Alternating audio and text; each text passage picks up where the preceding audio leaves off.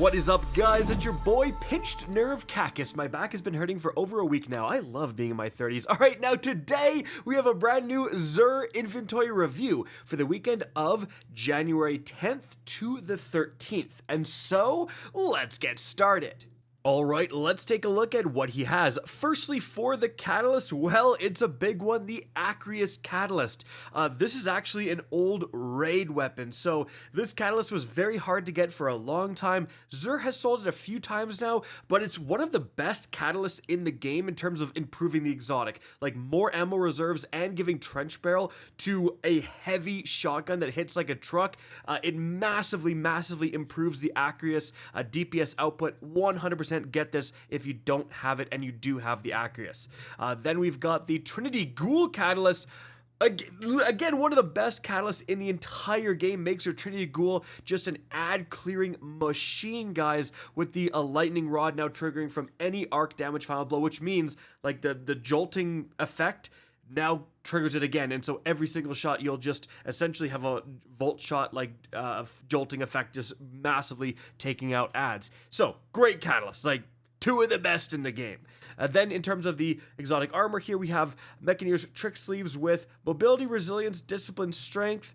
Maybe I don't want the strength, but other than that, like, not terrible if you're really into sidearms. Not bad at all. Then we have the Insurmountable Skull Fort with, unfortunately, 63 is on the low end and way too much mobility.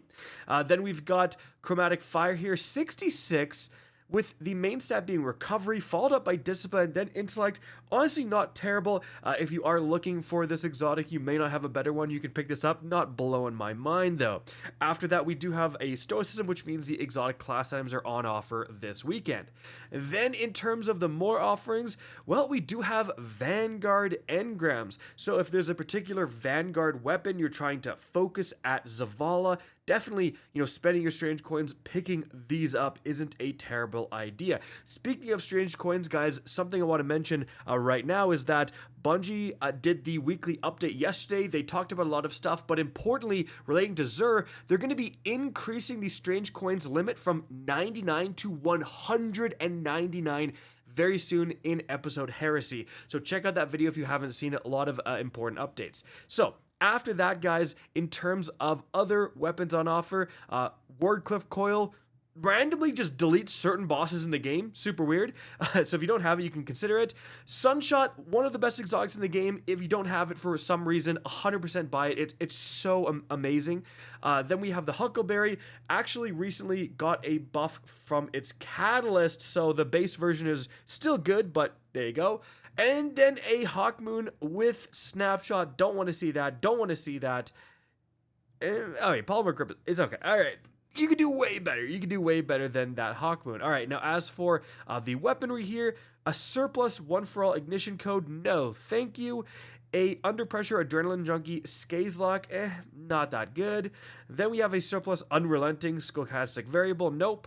Surplus, okay, is this like the surplus week or something? A surplus one-for-all contingency plan, again, like kind of okay actually with this one because it is like one of the faster shooting rapid-fire frames. I mean, like, I don't know. You can do so much better these days.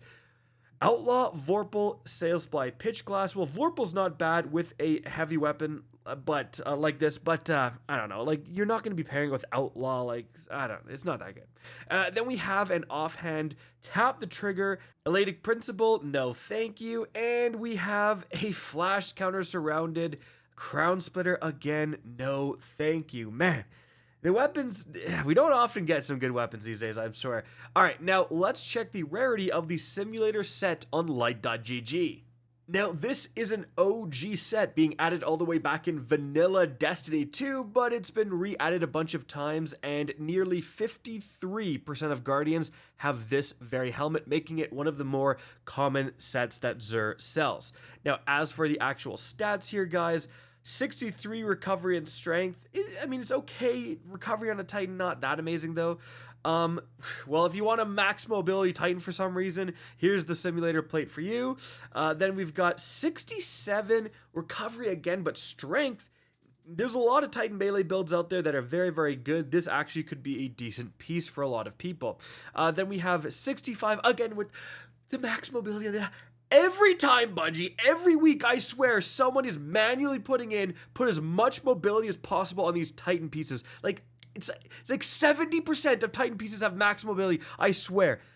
Anyways, let's move on from there to the Warlock. All right, for the Warlock, let's check the sword. Relentless Surrounded. Hey, wait a minute. I think this is the God roll. This is the best possible roll you can get. We have Honed Edge for increased damage, and we have, unfortunately, we don't have Jagged Edge, but still, Honed Edge is almost just as good.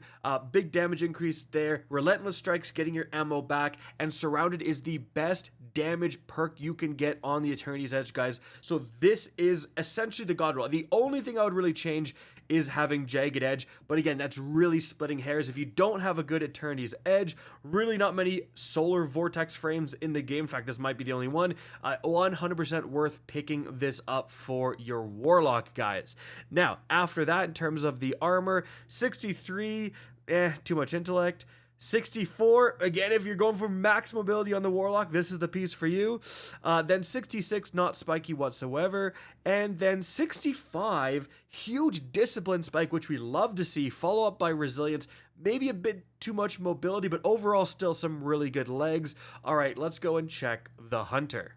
All right, for the Hunter, let's check the sword here. Energy transfer on guard, terrible. All right, now as for the armor, 66 intellect resilience, it's kind of okay.